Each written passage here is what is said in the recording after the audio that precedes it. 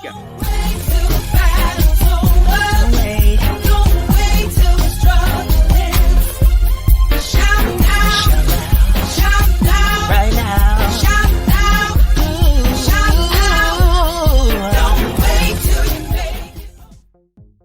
Hey, what's up, everybody? Grab your coffee. If you're not ready, get ready.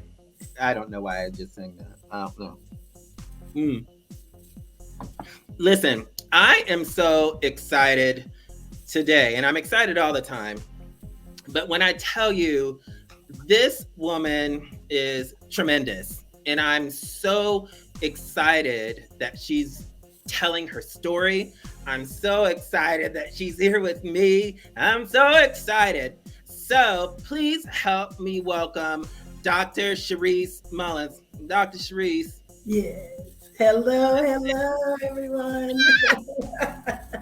So for the people out there who don't know, we've been planning your visit for a while. Yeah. And rumor has it that went over to Africa. Yes, I did. Yes, I'm so excited about, that one thing. It has me excited. And I wanted to make sure that I was able to share it with you. I did a little background. I have been hitting brick walls for quite some time, trying to find my lineage. And I just Googled and looked up African ancestry. And, my family, someone in my family had did it, and they got your 40% this, 50% that, 10% this, 20%. And I wanted to have somebody to take me to the front door. I want to go to the front door, right to the door. Why is that? We hear a lot about that, so why is knowing where the front door is? Why is that important to you? It's important to me because no matter how successful I have been, I always wanted to know, where did I come from? Where did I get these personality traits? Why do I act the way that I act?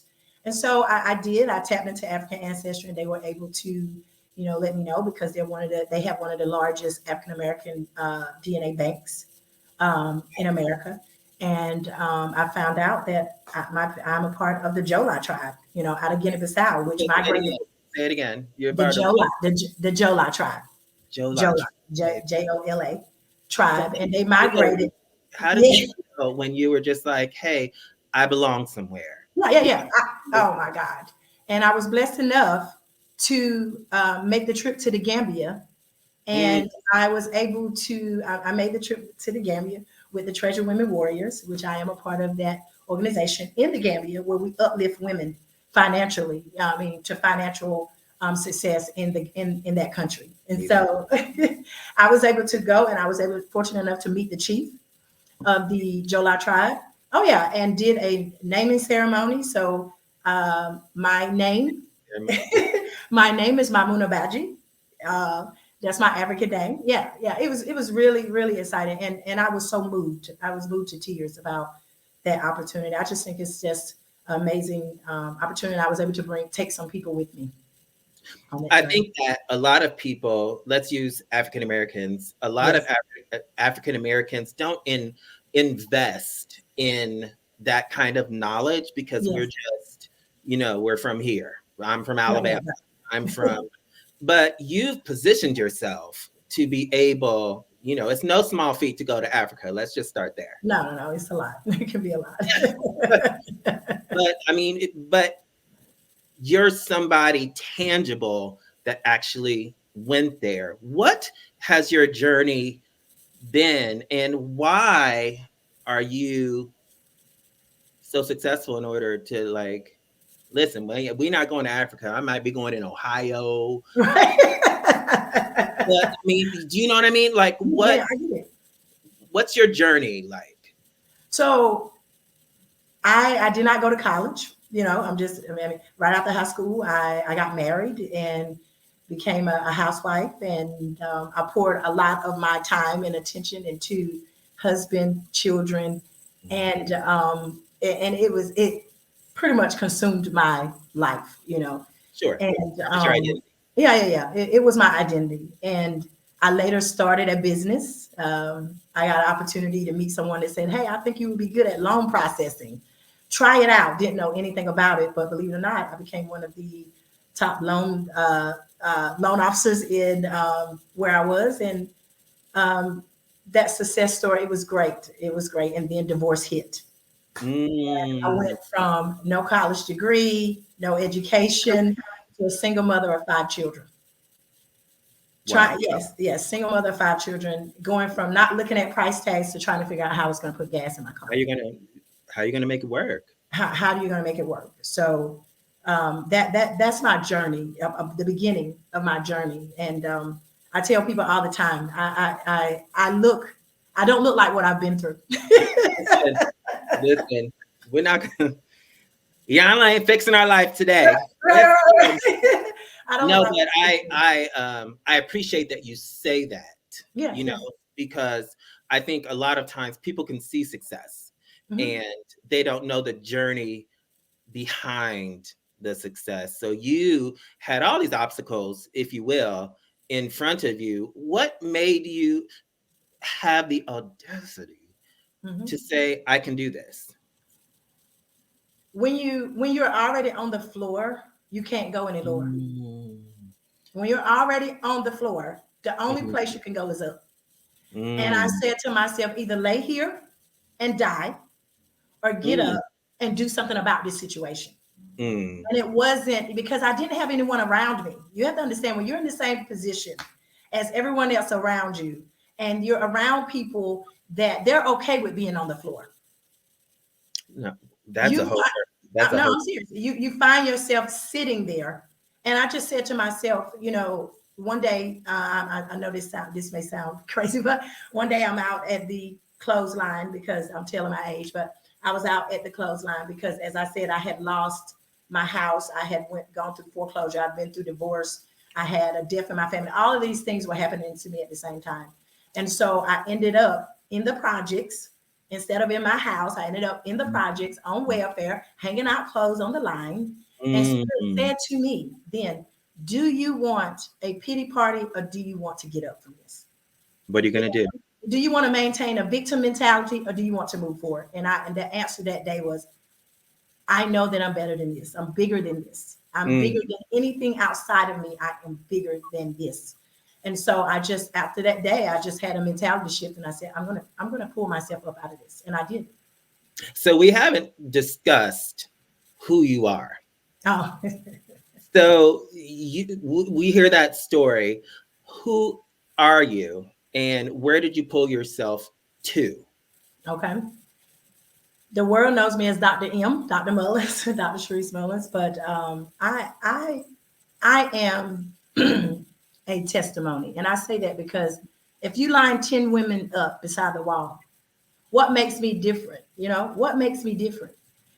Some of the things that I've gone through, many women, if you line 10 women up, 8 out of 10 of them have gone through the same thing I've gone through. Sure. And this is true, from molestation as a child to rape, all of these things I've endured outside of, that was even before I got married. All of these things I've endured. I know there's someone out there right now that said, I've experienced that. But what made me different? What pulled me from that to this is one thing that I've always had, and I tell people all the time, you need to have a bit of stickability.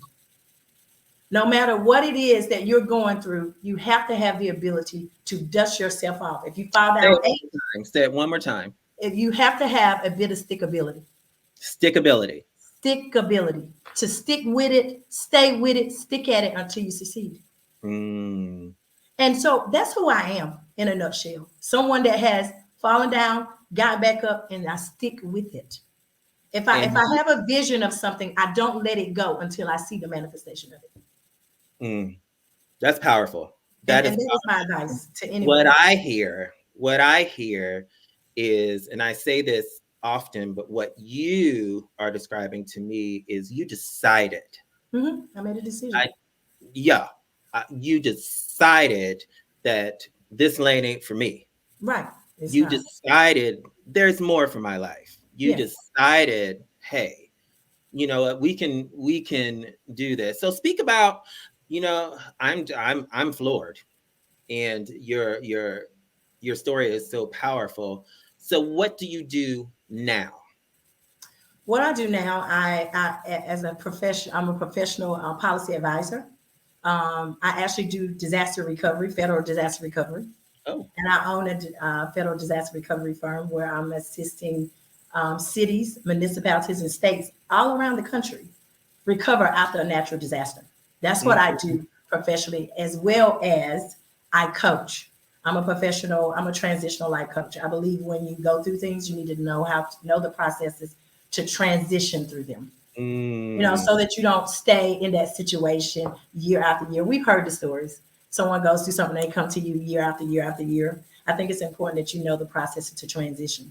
So I look at what I do in the coaching world, the same thing. It's like a ministry for me. It's the same thing that I do in disaster recovery. There is a disaster, there's a situation. I come in and I tell you how to fix it. Yeah, because sometimes we're a disaster. Sometimes. Well, when things happen to people, it seems like a disaster. I'm serious. Disaster. I mean, I am not speaking for myself, but do you know what I mean? Like, that makes sense. That makes sense. Yeah. So knowing the processes is no different than policy advising or doing what I do in the federal world. It's the same thing in the personal life. What do I have? A disaster. I can admit that. The first thing we have to do before we can get anywhere is to accept and acknowledge where we are. And if I can accept and acknowledge this is where I am, that's the first step. And then let's walk through the process and the steps to recover. I'm not afraid of the storm and rain. I've been knocked down, but I rise again. I'm standing tall in a hurricane. I'm different. I'm different. I am loved and unashamed. I was lost, now I got a name. My father told me I was made to be different. What an incredible story. What is it that drives you to keep driving others? Yeah, what drives me is possibility. It is all of the things that I was told that I wouldn't accomplish. It fuels me. It really does. It's a thing of, I've always been that way. If you tell me I can't do it, it's gonna. I have this thing in me. I'm gonna show you that I can. I'm gonna show you you're wrong. Yeah. I'm gonna prove you wrong. But not only to others who tell me that, myself. Because sometimes we are our biggest enemies. Yeah. It's not about me, but I will tell you that resonates with me because I've never had anybody tell me I can't do something. I've never had that, but me. Yeah, right. Yeah. So, we are the ones that tell ourselves, I don't think I can. Oh, I'm tired. Oh, no one will help me. Oh, I don't think I can get this done. It's when you realize that if it's to be, it's up to me. If I'm going to do it, the only thing I have to do is speak it into existence, and everything in the universe will accommodate me. Why do you think that's so hard? Why do you think that's so hard? Because what you're saying is reality, but it's so hard to grasp for most people. And by most people, I mean me too. So it's hard to get to that place. Why is it so difficult to know that the voice in your head is not the truth always? I think it is that it's the programming of the mind. If you're told from a child, like in my situation, dreams aren't real. It's no need to think outside of this situation you're in. It's a reprogramming of the mind. So we have to change what we actually speak to ourselves.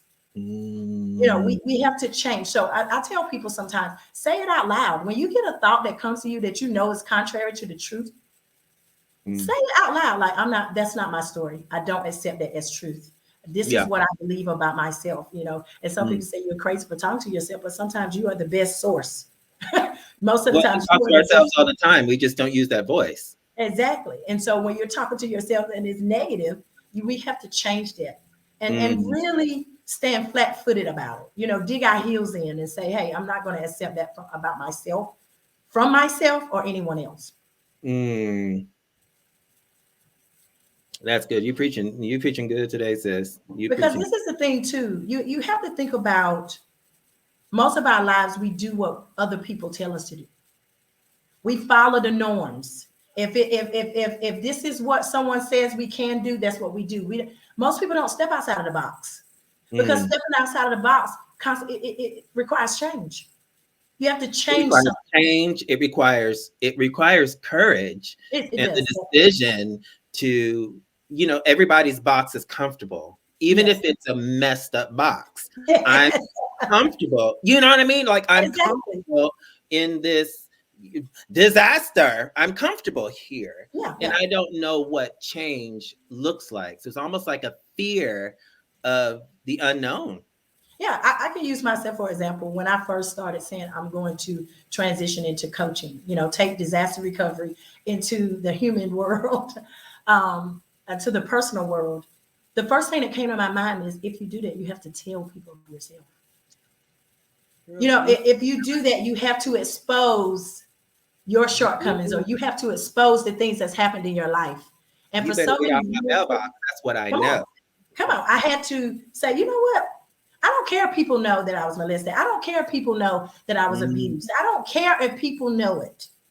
That was the first step because mm, sometimes we just be embarrassed about the things that we have allowed to yeah. happen. Mm, We're embarrassed by it. But when you find courage and strength and wisdom, which is inside of you the whole time, it's always inside of you. When you find that, you will be able to look fear in the face. And I always say, punch fear in the face, give it a TKO, knock it out, and step over it and keep walking. mm. I love that. I love Yes. that. And just sidebar, you're preaching to me. Oh, okay. It's like, like I receive all of that because fear Yeah, of people's perception isn't even real. exactly. It's You not. know what I mean? Like It's not. I am putting that on people who never agreed to feel that way. Come on, come on. I Yeah. mean, it's the fear of what people will say because everything that we do, no matter what it is, every decision we make is out of fear or love. It's only those two things. Mm, Everything you do, it's a love or a passion for something, or it's a fear of something. that's Everything good. that we do. So we have to, with every decision we make, we have to decide where am I in this? Am I Mm, operating in fear? Or am I afraid of something? Or am I operating in passion and moving forward through this thing like I know that I've already won? So mm. we have to check ourselves. And no Yeah, one can do it for you like you can. yeah, yeah. No, and you, okay, because I know people are going to be like, who is this? And what's happening? And you're launching a book. Yes, yes, I've finished. I've made up my mind. This book I've been writing this book for 7 years. I have been writing. What took so long? And it's called The Invincibility Code. Hmm. How to shift the trajectory of your life and shift the trajectory of your mind and crystallize a new reality. Mm, That the crystallizing a new reality is a big deal. And I mm. talk about it in my book because everyone has a perception of what their reality truly is. That But perception. most of that reality is based on what other people think. It's not even what you know about yourself. Ever since we were little, someone told us you can't do this or you can't do that or that's impossible. And when you And it's sit something that we perceive them to. Everybody didn't talk to us. You know what I mean? So it's like exactly. we project our fears onto others, and that becomes our reality. I'm telling you, you preaching good today. Because once we know how to crystallize a new reality, then we can be whatever we want to be. We can have, do, be whatever we want. And no one is stopping us. Because if I hear people say all the time, greater is he. But if there's greater in us than anything that we can see, we have to truly embody that. We have to truly embody it and walk in it, no matter what goes on in our lives. That's why I say stickability is important in order to crystallize reality. You have to be able to Sounds stick. like you have. It sounds like you have a lot of faith I do. for for some for some people that are going to be listening. Mhm. They're not on that page. So greater is he is foreign to them, Right. what do you have to say about your faith and what Mm-hmm. you found out through your journey? What I found out through my journey is, even because my journey was one that I practiced several religions. Mm, Okay. I have. I tried Islam, I tried Christianity, I tried several. And what I found, even in all of that, nothing really taught me what I really am. And mm. that is, I am a spirit having a human encounter, not a human trying to be more spiritual. Oh. And so I had to learn with all of the rules and regulations that people had, they just didn't work for me. Mm, They just did not work for me. And that's why I love what you just said. Someone looking at this today, they may say, I don't fit in all of these boxes. mm, I don't fit in this box or that box. But I'm here to tell you that no matter what the regimented rules are, you are still God consciousness in a body. You are mm, still God consciousness in a body.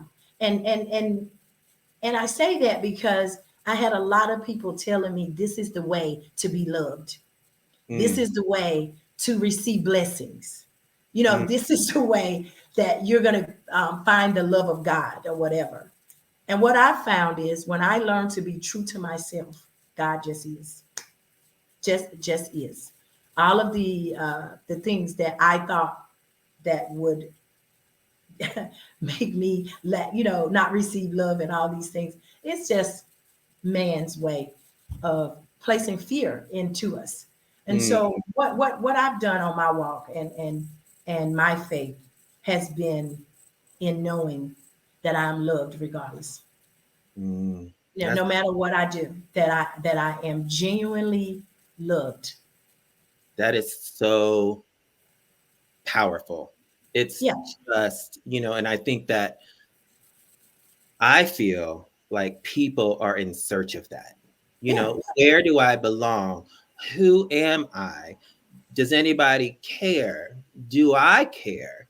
And I think that journey is so universal. it So, is. yeah. Because it's in us as humans. We want to know where do we belong? Where do we come from? That's part of what I did in Africa. Just because the test takes you back up to 2,000 years and it tells you your lineage, and so that's just a physical manifestation of where we are spiritually. Mm, Always searching for something to tell us who we are. we need Why that am I here? validation, right? We need Yeah, yeah, we yeah.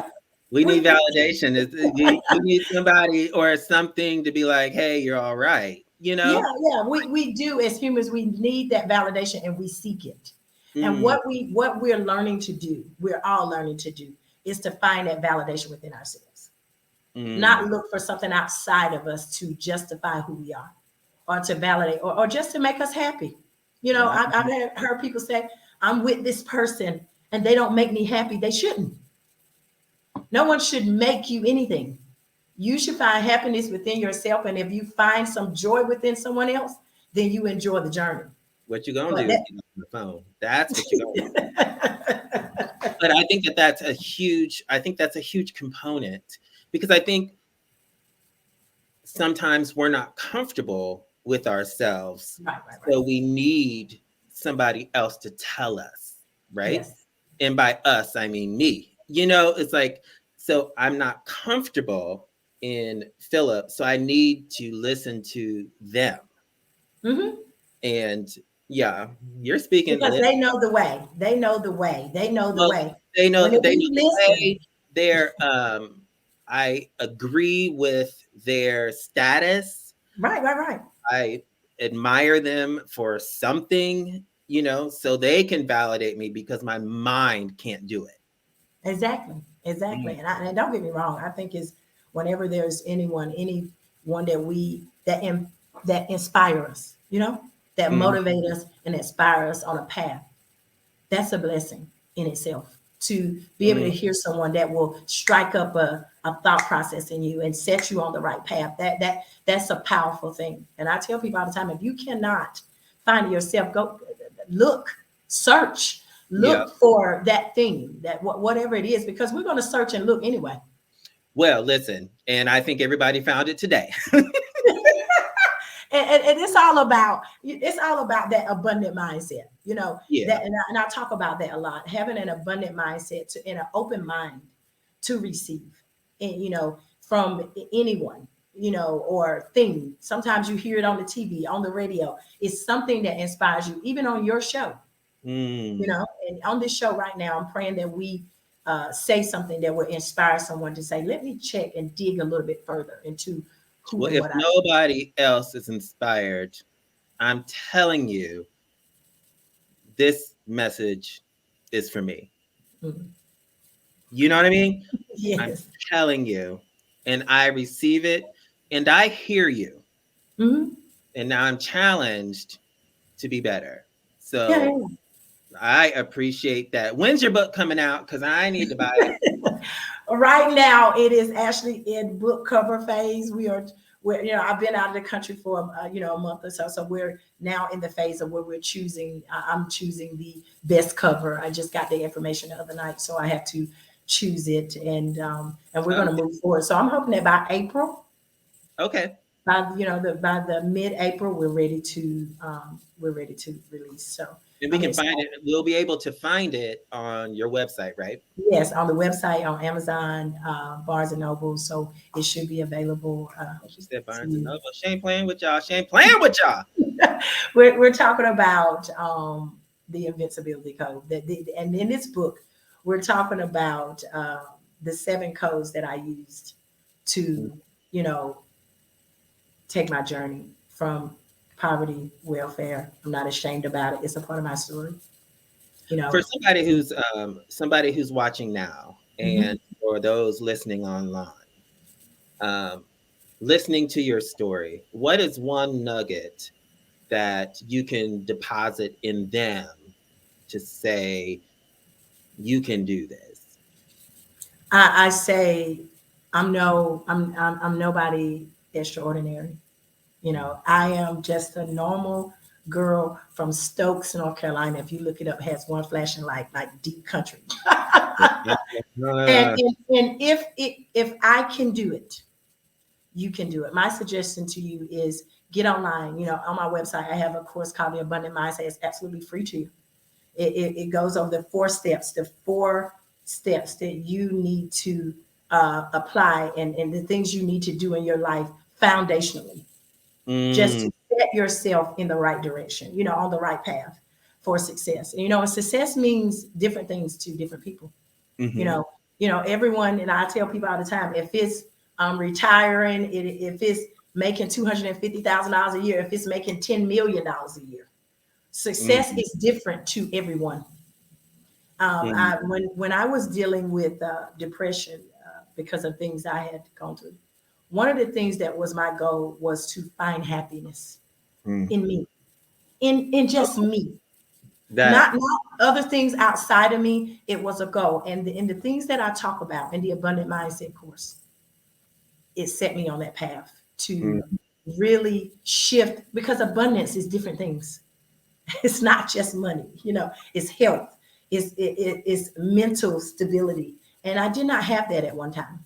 And so to me, a part of abundance is to be able to get up, and when my feet hit the floor, I'm happy about who I am. I can. I'm happy about who I am. And if I face a challenge, I don't look at challenges as an abnormality. It's a part of life. Contrast comes before anything great. It comes before anything great.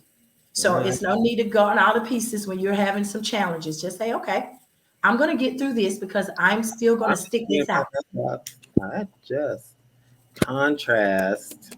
And for the people at home, if you hear me clicking, I'm writing that down. Contrast comes. It's a part of the manifestation process. Contrast comes before anything great, because think about it. As human beings, if there's no pressure applied to us, sometimes we just sit still. It goes back to that comfort zone.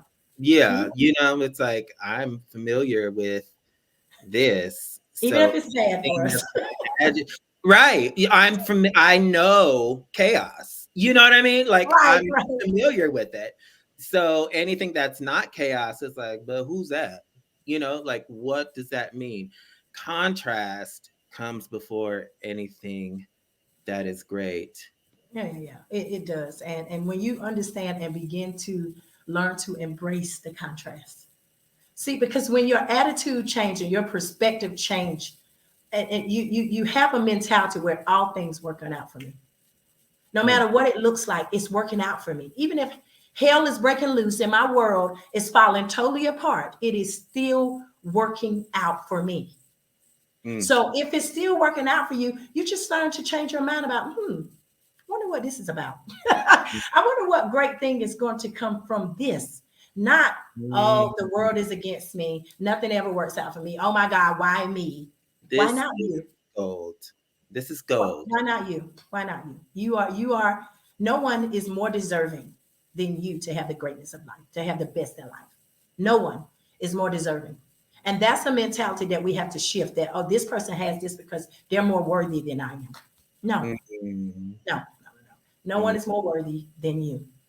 You just have to shift the way you see contrast and the way you see the current things going on in your life. You have to shift your mindset and crystallize a new reality. And it will soon follow. Log off and cry because I think this is 100% for me. So, Dr. Shaurice, you're not supposed to be in my business. But what I will tell you is I appreciate your openness. Yes. I appreciate you deciding to share your story, and everybody doesn't do that. And I think there's healing when people will hear it, you know. And if you ever want to know who heard it, you can just text me because clearly, yeah. And I'm super excited about your new book that's coming out, and I hope that you'll be back on the show. Of course. Thank you so much for inviting me. No, you're magnificent. Like it goes without saying, Yanla ain't got nothing on this fix. but you have a powerful voice, and the way that you explain it makes it make sense. So I appreciate you being so dynamic. I appreciate you for being so powerful in that way. So thank you. Thank you. Yeah, I'm blowing my mind. I can't even. So that's Dr. Shaurice Mullins. I mean, this episode is sponsored by Kleenex because she spoke directly to me, and I think that she spoke directly to you as well. So go to ThePHILLIPShow.com and find out more about her. Her new book is going to be coming out. If this was tremendous, and I hope that you wrote down all the nuggets that she dropped. I hope that you rewind this to hear it again. This is a necessary message. So that's from me. I'm saying it's necessary to me. So I'm assuming it's also necessary to you. All right. So thank you so much for watching. And as usual, you are the best you in the world. I will see you next time on The PHILLIP Show. Don't